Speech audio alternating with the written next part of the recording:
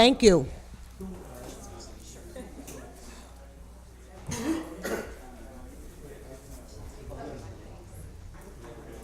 Hold on a second.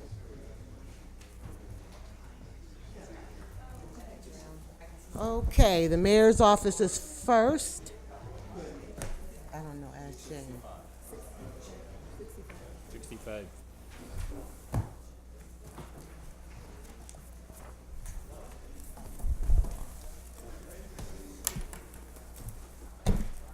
All righty. 65. I have to the right of me Counselor at Large Michael Green, Counselor at Large Khalid Bey, Counselor at Large Steve Thompson, and to my left I have Counselor Brunel Lovejoy, or did I say it backwards? Lovejoy Grinnell, yes. Okay, we're I good. said it backwards. Okay. And I have Counselor Tim Rudd at large and Counselor Latoya Allen. And I'm going to ask you to introduce yourselves. I'm Greg Lowe, Chief Policy Officer for the city. Frank Kaliva, the Chief Administrative Officer. Thank you. And I'm going to start by asking both of you to kind of give us an overview of what's been going on downstairs and your highs, your lows, and where you're looking to go. Sure. Thank you, Madam President.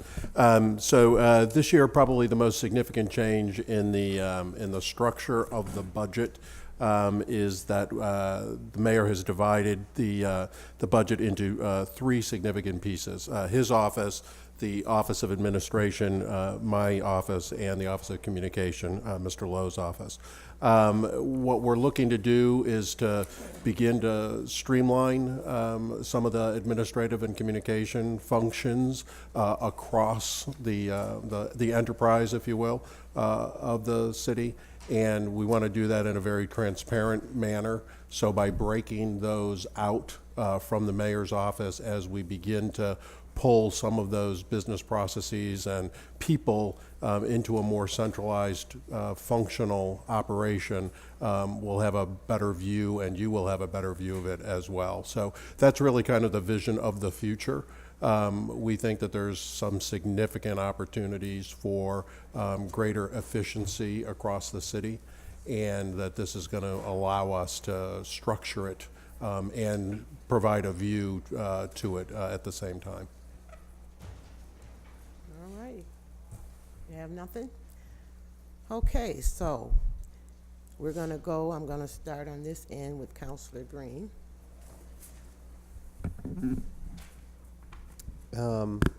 So page 73, can you just break out that professional services line?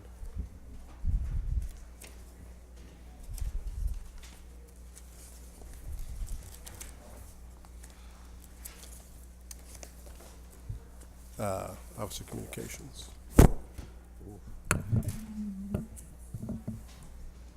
Counselor, tell me what your specific question is on page 73. The professional services line, what does that entail? The professional services line is the salary of one employee in the group, if we're talking about the 40,019. Is that what you're looking at? No, the 69,000. I'm looking at personal services. Page 73 for your reference. 69,10. Under the header contractual and other expenses. It's your Line. I believe that is represented as under professional services, the salary of the Director of Marketing and Communications, with some other items connected to it, I believe, some of the out-of-pocket costs. So typically contractual means like not an employee, right? So I believe that position is, actually, Counselor, I'm not certain why it's considered contractual, but it is the professional services position of the Director of Marketing and Communications based on the other document. It's under SURA. It's under SURA still. Okay, thanks. Okay. Thank you, Mary. Counselor Bay. Not yet. Come back. Yes, sir. Counselor Thompson. Frank, you spoke about better efficiencies. Tell us how these efficiencies are going to be better than they are now. 3 weeks into it, Counselor, I think there's a lot of low-hanging fruit, particularly around the way we manage the city's finances. I think we can better use the technology that's available to us. there's a significant number of financial tools and human resources tools that we're just not leveraging appropriately. So by consolidating those under an administrative function, along with the consolidating technology itself under an administrative function, I think we have some opportunity to take a look at the underlying business processes and to look for a significant amount of efficiency, yes, but I think we can be considerably more effective as well. It's too dispersed, it's too inconsistent. We have a significant amount of redundancy across the entire city, and you know, these things swing, right? The pendulum swings, and right now the pendulum is swinging towards centralizing as much as we can, particularly in those three areas. Thank you. Counselor, if I could just add in terms of efficiencies or improvements regarding communications, just to briefly address what our current approach is and what we hope to see happen. I think all of you are probably aware that currently the communication staff in the mayor's office provides direct support and communication services to virtually every department in the city. So for example, when there is an issue involving a road closure or a sanitation matter, it is the staff in the mayor's office that provides that support. We also work very closely with departments that have some communications, public information capacity there.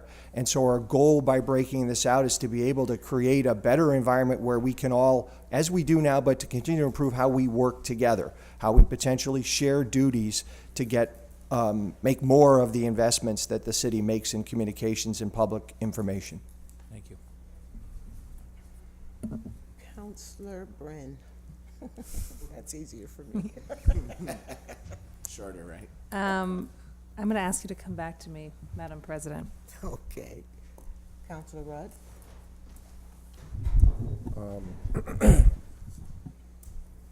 I hear from people that we suddenly spend too much on PR and like marketing and all that, but I actually think that the spending on like constructing narratives for Syracuse is pretty well, is a necessity in our community to change the narrative and to get people on board. So while I'm going to be the first to deconstruct all the stuff you put together, in general, I think it's a good thing. That's my comment. And then I don't really have any questions about your direct budget, but I do have a question as to how do you, so it seems like there's savings all over. You mentioned the low-hanging fruit in finance departments, but how, as the executive department, do you plan to incentivize different departments to find savings and put them forward? For instance, how can you incentivize the IT, the accountability and performance folks to find savings to essentially fund their own operation? I feel like there could almost be incentives.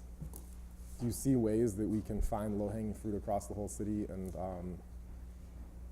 use it to, for instance, I could imagine the performance and accountability folks having like $100,000 of their budget that's dependent on finding $150,000 in savings somewhere else, and we give them 75% credit for the dollars that they save us to put toward their own operation, so that we're incenting people to find savings wherever they may be. So giving credit. It could be an internal department. Like if a department identifies a way to save money, how are they not just giving up their money, but incented to do the right thing, so to speak? Yeah, it's an interesting problem because, you know, over 30 years or so of doing this in enterprises large and small, the component that is always the most interesting is the human component. So why would I give up control over some significant part of my budget if not? So it's really changing a mindset. So incentives work in some environments. I have not seen them work as well in not-for-profit environments.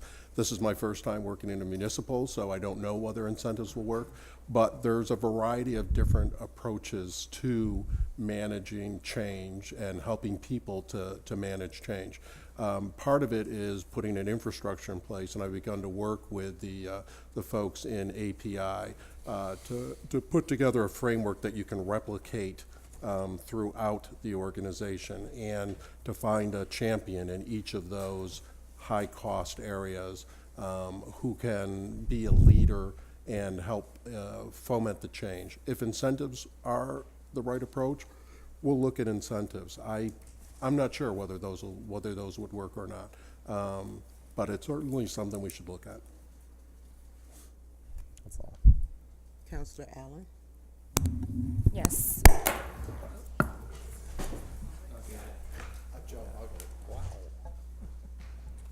That's always the case. That's true.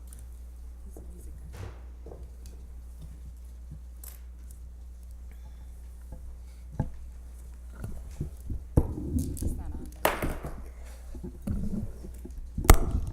Here we go.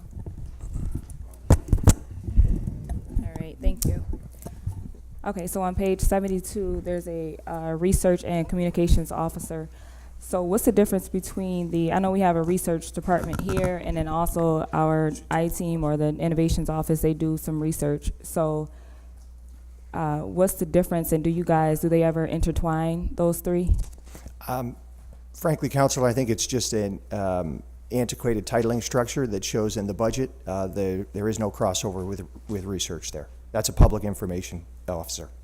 Okay, so this isn't so the person that's actually doing this job isn't in your office? No, this person is in our office, Okay. and it is a public information coordinator, public information officer. Okay, I'm merely referencing that the reference in research in this case appears to be an outdated title. okay. Yeah. All right, thanks. Are you done, Counselor? Yes. Okay. Counselor Bay?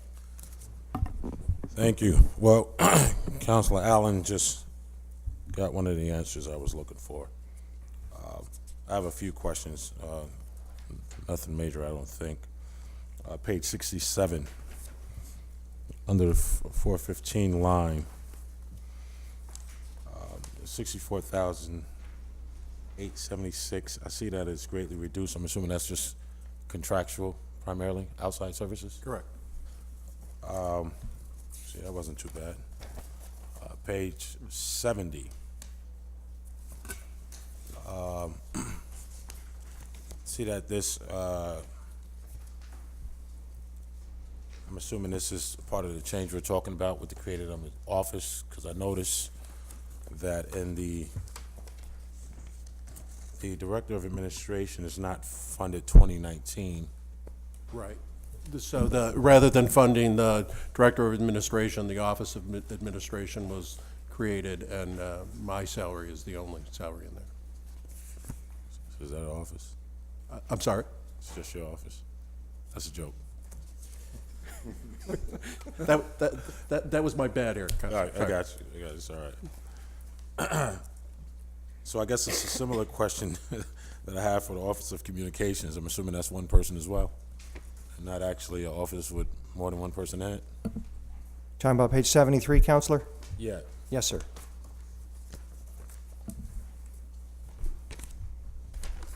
All right, so just, if you can indulge me a little bit here. What's the significance of the change? From, for example, having a Director of Administration to having an Office of Administration. The change of the language means something. I think What does it do? Yeah, the change of language, you're right, vocabulary is important. The change is an indicator that the mayor wants to look very closely at the way we manage administrative functions. So by moving all of those, personnel in particular, moving over, maintaining IT in a single place, and finance, the mayor, I think, is signaling that he truly expects some of the final efficiencies that we need to achieve in order to achieve a balanced budget are going to happen there. Not solely there, some of them are still going to happen in operations. And it's important, as I said in the beginning, that there's transparency to that. So by making it an office, it allows for that visibility. This is going to build out over the next 2 years, but you'll have a very clear visibility to it. And you, as we come back and this page gets populated, you'll be able to compare it in previous years and ask about the changes that we've made, and it'll be very, very clear. That makes sense, okay. Appreciate that. Make sure I'm in the right place. Two last questions. Because with the change of, from maybe title to office or whatever, any of these charter titles that's been changed? Any of these titles that's changed and mentioned in the charter? Not to my knowledge, but I'll confirm that and get back to you. I don't believe any title changes have taken place. Yeah, I'm specifically interested in the administration title because, I could be wrong, but I thought it may have been in there, but it probably wasn't. But if you could clarify that. I will. I appreciate it. Last thing I have, I thought Councilor Green's question was actually pretty interesting. When you think about contractual services, I don't know if that question has ever been asked before, has it, Nader? It has? You remember what the answer was? Because, I think it's an interesting question to ask. It's listed under professional services or contractual services, am I right? It's just under professional services? Professional services. Which in its language implies outsourcing. Yes, no? It certainly implies it. It's not what it is. Right, well, we know that's not what it is. I don't know, that just creates an interesting dynamic. I thought the question was pretty. So strictly, let's take it out of the Office of Communications and talk about it strictly from an administrative standpoint. Right. It's bad administration. It's not clear. And anytime that you obfuscate the way money is being spent, you're doing a disservice to the folks that are putting the money up, right? So in this case, the taxpayers. I agree with that. So our goal over the next couple of years would be absolutely to reduce that obfuscation. So that was a position, candidly, that I think we had earmarked to move onto the payroll. Through the course of the budget process, we did a little bit of rushing at the end. It didn't move, but it certainly is one that will move in the future, as will others. We've moved, I think the number is we've moved 3 FTEs in the last, since the last budget from SURA to the general city budget, and the goal will be to move more of those. It should be clear, it should be concise, it should be understandable. So the point is well taken, and our intent, I think, is pretty clear. All right, appreciate it. Thanks, Madam President. Thank you. Councilor Driscoll, you have anything? Yeah, just when you spoke to redundancies that you're seeing citywide, I mean, could you identify some of those? Where do you think those are? So I think primarily in personnel. We have personnel functions that are taking place, and you heard this in one of the previous hearings. We have personnel functions that are taking place both centrally and out in departments. My biggest concern about that is consistency, but I'm also concerned that there's redundancy as well. So we're not doing it as well. So for example, if we have an expert out in the field that understands workers' comp and is doing workers' comp solely for one of the larger departments, why not leverage that across the other departments as well? And rather than having somebody who doesn't know it as well, maybe only does 1 or 2 cases a year, muddle their way through it rather than leveraging that expertise. So it's those kinds of things. We see the same in finance. I'm normally, in finance in particular, human resources, I'm a pretty big fan of solid centralization. Finance, you can make the argument that there are nuances in finance that require finance officers out in the field. But I think in the case of the city, we're better off consolidating that first, making sure that we're leveraging PeopleSoft in the same way across it's our core accounting system. It's being used differently across the city. We need to ensure that it's being used the same way in every department. The best way to do that is to centralize.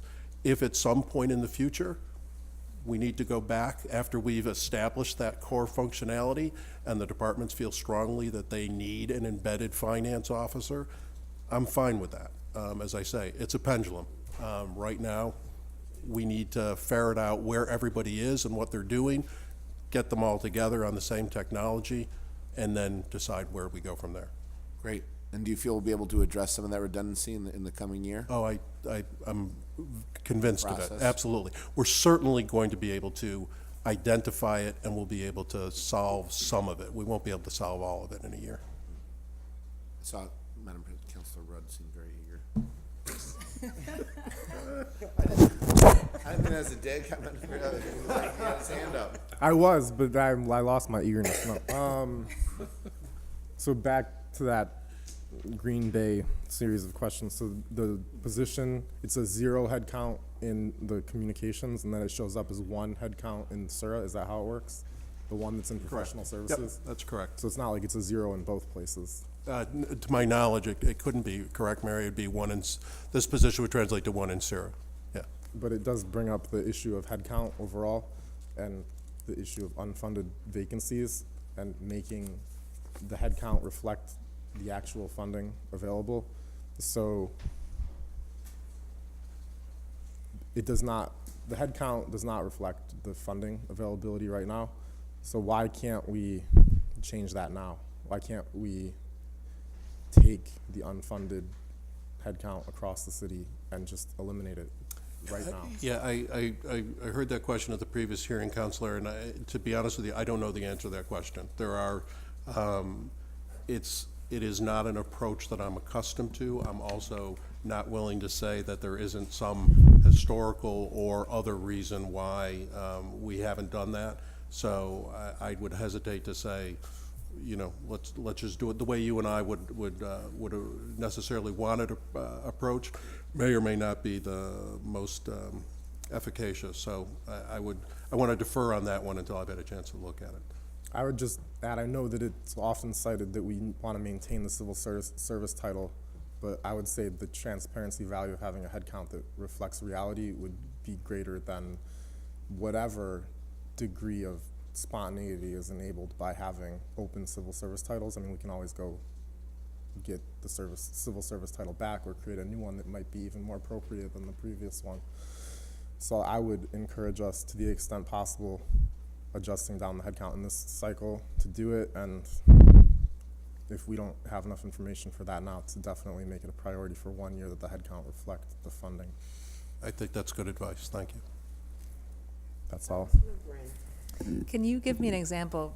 Frank, I think you mentioned that this bifurcation or trifurcation of the 3 different mayor's office functions will assist the departments. For example, you mentioned communications as being a way to facilitate the departments getting their communications needs met. Can you give an example of how under the prior organization that might have been less organized, and how under this new organization a department head would see the difference, would see the improvement? So let me take it out of communications. I'll defer to Mr. Lowe on that, but let me put it in the area that I know better, which is finance. So right now we have multiple treasury, what I would consider treasury and payments functions.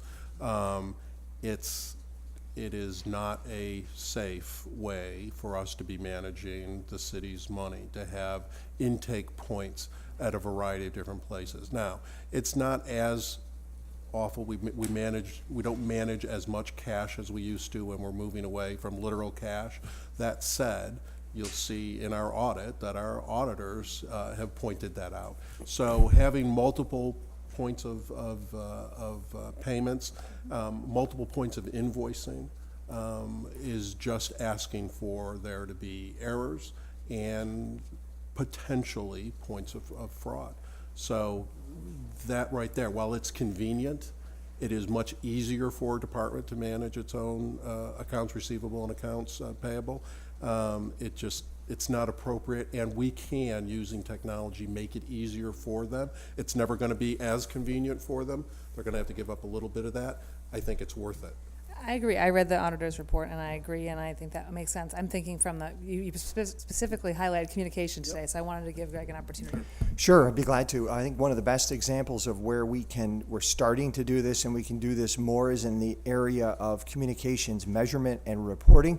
where it doesn't make sense to duplicate across multiple departments the metrics process of communications. It can use the same tools, and we don't need to buy them multiple times. We don't need to see the fire department acquire a social media management tool or put its staff on trying to track the results. We should do that one time across multiple departments. That's the approach we're starting, and department heads will benefit from that as they look at that information and make decisions about how they deploy public information.